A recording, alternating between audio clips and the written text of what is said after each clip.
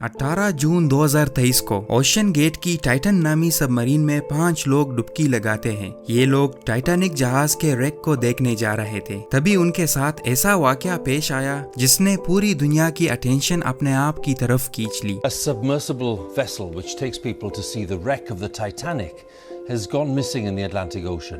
ये वाकया इसलिए भी इतना मशहूर हुआ कि आज से करीब 110 साल पहले यानी 1912 में सेम इसी जगह में उस वक्त के सबसे बड़ा और सबसे लग्जरियस जहाज RMS टाइटैनिक डूबा था और उस वाकये में करीब 1500 लोग डूबकर मर गए थे। इस वीडियो में हम जानेंगे कि डाइव से पहले टाइटन में एक बड़ा मसला नोटिस किया गया था, लेकिन क्यों उसके बावजूद भी अपनी जान दांव पर लगाकर उसको ओशन में उतार दिया गया। यहाँ आपको बताते चले कि इस सबमरीन में जो 5 लोग मौजूद थे उसमें से एक स्टॉकटन रश जो खुद ओशन गेट की CEO भी थे मौजूद था। ये अमेरिकन कंपनी ओशन टूरिज्म के लिए सबमर्सिबल्स फराहम करती है। दूसरे नंबर पे एक्शन एविएशन के फाउंडर और ब्रिटिश बिजनेसमैन हैमिश हार्डिंग भी मौजूद थे। ये एक एडवेंचरर और 3 time Guinness world record holder भी थे और इन्होंने जेफ बेजोस के साथ स्पेस में भी ट्रैवल किया था। तीसरे नंबर पे पॉल हेनरी थे जिन्होंने पहले भी टाइटैनिक को विजिट किया था। ये शिप रेक के एक्सपर्ट थे और इनको टाइटैनिक के बिखरे हुए पार्ट्स की काफी जानकारी थी। ये खुद करीब 35 बार टाइटैनिक के रेक को विजिट कर चुके थे और ये टाइटैनिक के अंडर वाटर रिसर्च के भी डायरेक्टर रहे थे। चौथे और 5वें पैसेंजर्स थे ब्रिटिश पाकिस्तानी बिजनेसमैन शहजादा दाऊद और उनके 19 साल के बेटे सुलेमान दाऊद। ये पाकिस्तान के सबसे बड़े कंपनीज में से एक के ओनर थे।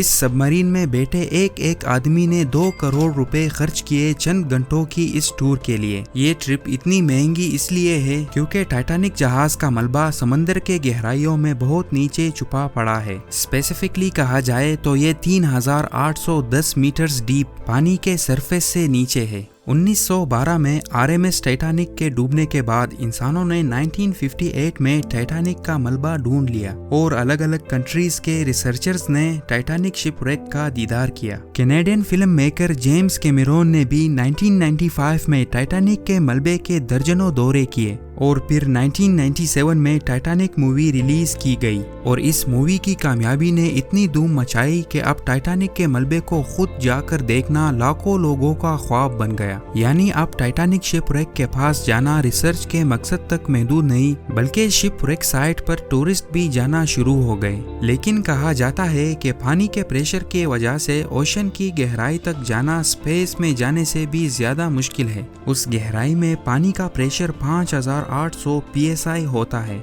ये उतना ही प्रेशर होगा कि इंसान के जिस्म के सिर्फ 1 स्क्वायर इंच के हिस्से पर 6300 किलोग्राम का पत्थर रख दिया जाए। इससे हम अंदाजा लगा सकते हैं कि एक सबमरीन में कितने स्क्वायर इंच होंगे और उस पर कितना ज्यादा प्रेशर पड़ता होगा। खैर, इस सबमरीन में बैठे 5 लोगों की सफर 18 जून 2023 दोपहर को 12 बजे स्टार्ट हुआ। टाइटैनिक तक पहुंचने में इन्हें 2 घंटे लगने थे और हर 15 मिनट बाद इनको सिग्नल भेजना था समंदर के ऊपर एक जहाज पोलर प्रिंस या फिर मदरशिप को, क्योंकि सिर्फ वही उनके कम्युनिकेशन का जरिया था बाहर के दुनिया से। उस दिन इस सबमरीन को पानी के अंदर जाते हुए सिर्फ 1.25 घंटे ही गुजरे थे कि अचानक से इनका कांटेक्ट ऊपर मौजूद जहाज से कट जाता है। लेकिन इतनी गहराई में वायरलेस सिग्नल का टूटना एक नॉर्मल बात होती है, इसलिए इन्होंने इस बात को ज्यादा सीरियस नहीं लिया। शाम को 7 बजे वो समय था जब तक इस सबमरीन को अपना टूर खत्म करके वापस ऊपर आ जाना चाहिए था। लेकिन जब शाम 7 बजे तक भी टाइटन से कोई राब्ता ना हुआ तो ऊपर खड़े पोलर शिप में मौजूद क्रू को चिंता होने लगा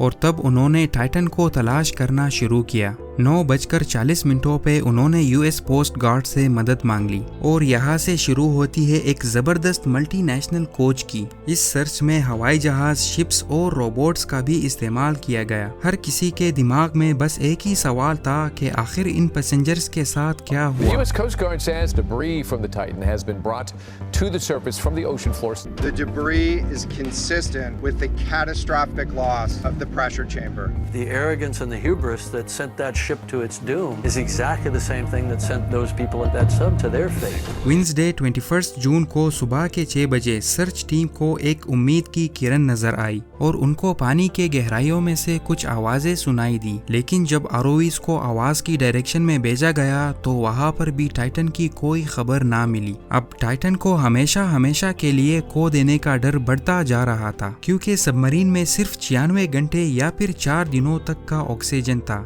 और इस वक्त तक 4 में से 3 दिन गुजर चुके थे। फाइनली 22 जून को एक आरओवी जो ओशन के फ्लोर पर सर्च कर रहा था, उसे टाइटन के दुम का एक हिस्सा टाइटैनिक से 1600 फीट दूर पड़ा हुआ दिखा। इसे देखते ही ये कंफर्म हो जाता है कि टाइटन टूटकर चकनाचूर हो चुकी है और जो लोग इसके अंदर बैठे थे वो सब अपनी जान खो चुके हैं। यहाँ पर रिसर्चर्स समझते हैं कि टाइटन हाई प्रेशर के वजह से इम्प्लोड कर गई। इस खबर ने पूरी दुनिया में ओशन गेट की सेफ्टी पर कई सवालात खड़े कर दिए। ओशन गेट की सीईओ स्टॉकटन रश, जो कि खुद इस वाकये में अपनी जान गंवा बैठे हैं, उन्होंने 2021 में कहा था कि वो जानते हैं कि उन्होंने टाइटन को बनाते वक्त कुछ रूल्स तोड़े हैं, क्योंकि उन्होंने टाइटन को स्टील से नहीं बल्कि एविएशन ग्रेड कार्बन फाइबर से बनाया है। And you know, I've broken some rules to make this.